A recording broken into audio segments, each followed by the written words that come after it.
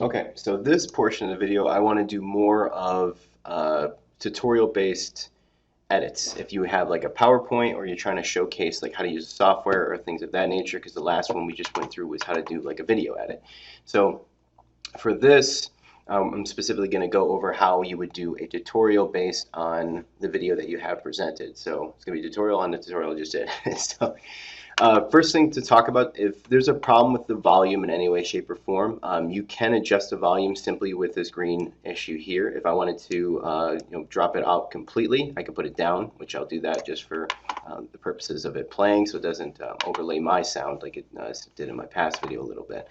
Now, the way that you can pretty much make the edits that you want to, because right now I have it sequenced that it's me tutorializing what's going on specifically in Camtasia. And like, so I'm going through it, and then I'll move my mouse cursor around there.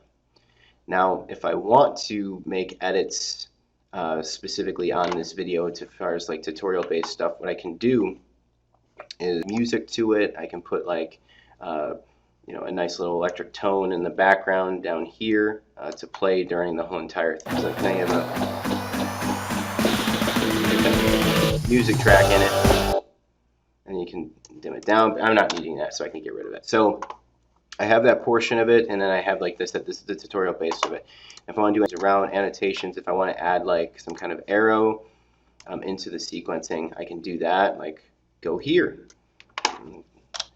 and then put that in there directly. You add it there, and say text in arrow there. So I can say like go here. But I don't need the arrow, so we're going to get rid of this.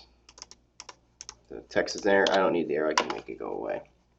And then, so you can do all that different portions of it. Another thing that you can do is you can do cursor effects, which is something that Matt likes to use a lot with his tutorials. So I can click to and put it into place. So then now, when the video actually goes, you'll be able to see that it follows my mouse around. So when I start moving it around, it can do that sequencing. And then if I wanted to, instead of, maybe you want to magnify it instead, I can make it do both, and then we can get rid of the cursor magnification. Now it's just highlighted that way. And then if you put that in, it'll do that. And if I want the magnification, it's there. If I want to get rid of the highlight instead, I just click there, and then I can zoom in and pan in if I need to with the screen as well. There, and make it fit. But then when I play the video, it'll magnify where that specifically goes. You can do it that way as well, where you can drop it off. And there's also that where it pretty much like darkens the entire screen and then just showcases the motion. Alright, so there's all these different things you can do with the mouse cursor, which is actually pretty beneficial as well. So in editing the video in general is going to be helpful, because now if there's any part of the video I want to take out and make adjustments to, I pretty much can do that quite easily. So if I want to get rid of this little portion right here, I just delete it, and then that animation's gone. If I decide that, oh, I was coughing too much during this section, I could take here and I can highlight a certain area, and then I can cut this directly out, and then it'll just shorten the video in sequencing, which I'll be doing for this specific video as well. So there's that different portion too. There's more effects. I mean, I haven't played with everything on here, but there's a lot of different things that you can do. Adding captions or things of that nature. You'll have to like figure it out more than me, because I'm also just figuring it out my way as well.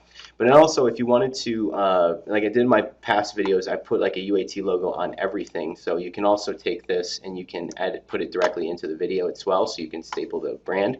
All I did is go through media to upload this image, so I can utilize that into my videos, and I can turn it, and I can do stuff to it. I can even animate it.